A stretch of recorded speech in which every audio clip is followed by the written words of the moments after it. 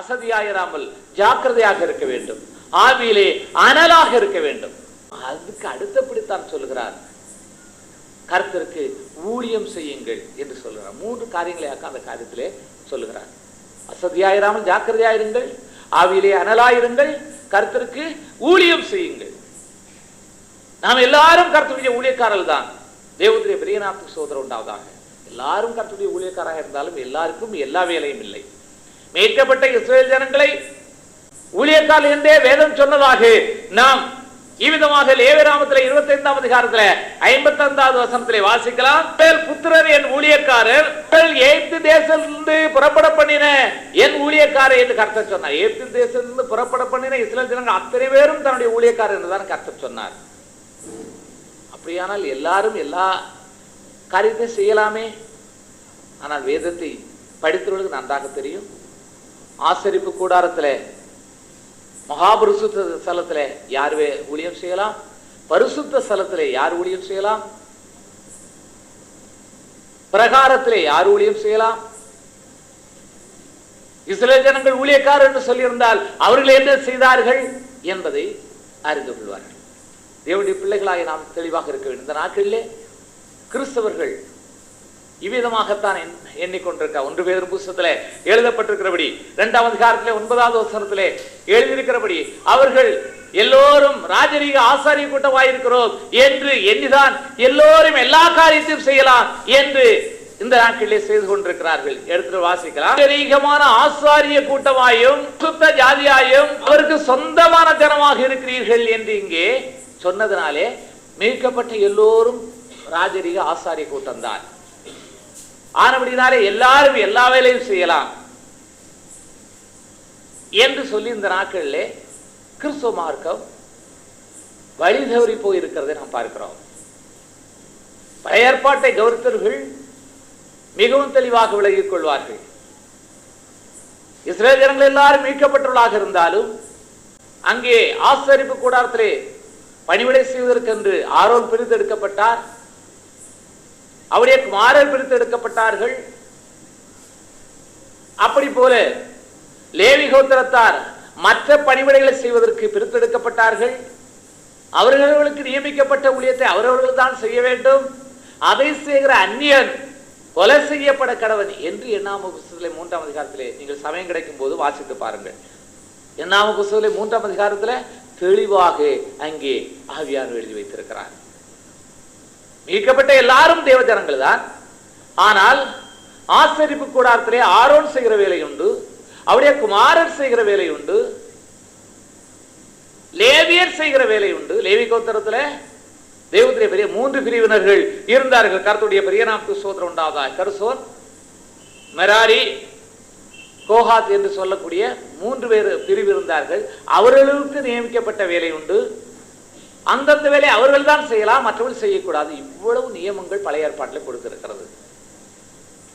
புதிய ஏற்பாடு பழைய ஏற்பாடுகள் நிறைவேறுதலாகவும் தேவனுடைய பழைய ஏற்பாடு புதிய ஏற்பாட்டுடைய நிழலாகவும் இருக்கிறது.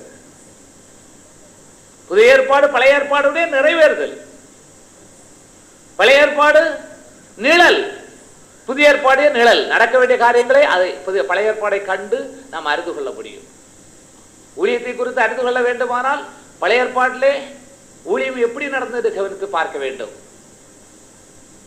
மகாபரிசுத்த ஸ்தலத்தில் யார் ஊழியம் செய்தார்கள், பரிசுத்த ஸ்தலத்தில் யார் ஊழியம் செய்தார்கள், பிரகாரத்தில் யார் ஊழியம் செய்தார்கள், இஸ்ரவேல் ஜனங்களுடைய ஊழியம் என்று சொல்லப்பட்டது அது என்ன, இவையெல்லாம் நாம் விளங்கிக் கொண்டால்தான் புதிய ஏற்பாட்டின் கால ஊழியத்தை தேவ ஜனங்களாகிய நாம் தெளிவாக செய்ய முடியும்.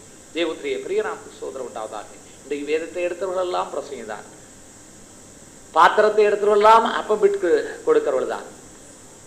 இந்த நாட்களிலே நிலைமை இவ்விதமாக சீர்கெட்டு போயிருக்கிறதை பார்க்கிறோம். தேவனுடைய பெரிய நாமத்துக்கு ஸ்தோத்திரம் உண்டாவதாக. பழைய ஏற்பாட்டின் காலத்திலே இஸ்ரவேல் ஜனங்கள் காணிக்கைகளால் கர்த்தருக்கு ஊழியம் செய்தார்கள். தங்களுக்கு கொடுத்த அளவுக்கு தக்கதாக கர்த்தருக்கு காணிக்கை செலுத்தி பலி செலுத்தி கர்த்தருக்கு ஊழியம் செய்தார். அந்த பலிகளை அங்கீகரித்து தேவனுக்கு செலுத்தினார்கள் ஆசாரியர்கள். இரண்டோடைய நிலையும் வித்தியாசம். இவர்கள் பலிகளை கொண்டு கர்த்தரை கனப்படுத்தி கர்த்தருக்கு ஊழியம் செய்தார்கள். ஆசாரிகள் அந்த பலிகளை வாங்கி கர்த்தருக்கு செலுத்தி இவ்விதமாக பலி செலுத்தினவர்களை ஆசீர்வதித்தார்கள். தேவனுடைய பெரிய நாமத்துக்கு ஸ்தோத்திரம் உண்டாவதாக. அப்படித்தான் புதிய ஏற்பாட்டின் காரியம் தவிர வேதத்தை எடுத்து தடியெடுத்தவெல்லாம் தண்டல்காரன் என்பது போல எல்லாரும் ஊழியம் செய்வதற்கு வேதம் இடம் கொடுக்கவில்லை. அவர்களுக்கு நியமிக்கப்பட்ட ஊழியம் உண்டு, அவைகளை மாத்திரமே செய்ய வேண்டும் என்று வேதம் நமக்கு மிகவும் தெளிவாக சொல்கிறது. தேவனுடைய பிள்ளைகள் சாட்சி சொல்ல வேண்டும், அது கர்த்தருக்கு செய்கிற ஊழியமாகும். கர்த்தர் செய்த நன்மைகளை மற்றவர்களுக்கு சாட்சியாக அறிவிக்கிறது, அது விசுவாசியுடைய ஊழியம். அந்த ஊழியத்தை அவர்கள் எப்பொழுதும் செய்ய வேண்டும். சாட்சியாய் இருக்கிற ஊழியம், சாட்சி சொல்லுகிற ஊழியம். சாட்சியாய் இருக்கிற ஊழியத்தையும் சாட்சி சொல்லுகிற ஊழியத்தையும் விசுவாசிகள் செய்ய வேண்டும். ஆனால் அந்த நாட்களிலே அப்படி அல்ல. தேவனுடைய பெரிய நாமத்துக்கு ஸ்தோத்திரம் உண்டாவதாக. தேவஜனங்களாகிய நாம் தெளிவுள்ளவர்களாக இருக்க வேண்டும். கடைசி காலத்திலே இருக்கிறோம். இதை எதற்காக சொல்கிறேன் என்றால், கடைசி காலத்திலே நாம் இருக்கிறோம். நம்முடைய தேவனாகிய கர்த்தர் நமக்கு கற்பித்தபடியே அவருடைய கற்பனைகளை எல்லாம் நாம் செய்தோமானால் அது நமக்கு நீதியாய் இருக்கும் என்றுதான் வேதம் சொல்லுகிறது. நம்முடைய தேவனாகிய கர்த்தர் கற்பித்தபடியே அவருடைய கற்பனையின்படி எல்லாம் செய்ய நாம் சாவதானமாய் இருக்க வேண்டும். ஆனால் இந்த நாட்களிலே கற்பனையின்படி செய்கிற நிலை உலகத்திலே எவ்விதமாக இருக்கிறது என்று நீங்கள் சிந்தித்து பார்த்தால் உங்களுக்கு புரியும். ஆனபடியினால்தான் இந்த காரியத்தை உங்கள் பத்திலே சொல்கிறேன். கர்த்தருடைய பெரிய நாமத்துக்கு ஸ்தோத்திரம் உண்டாவதாக. தேவஜனங்கள் தெளிவாக இருக்க வேண்டும். கடைசி காலத்திலே கர்த்தருடைய வருகை குறித்த எதிர்பார்ப்போடு கூட நாம் காணப்படுகிறோம். கர்த்தருடைய வருகையிலே அவரை சந்திப்போம்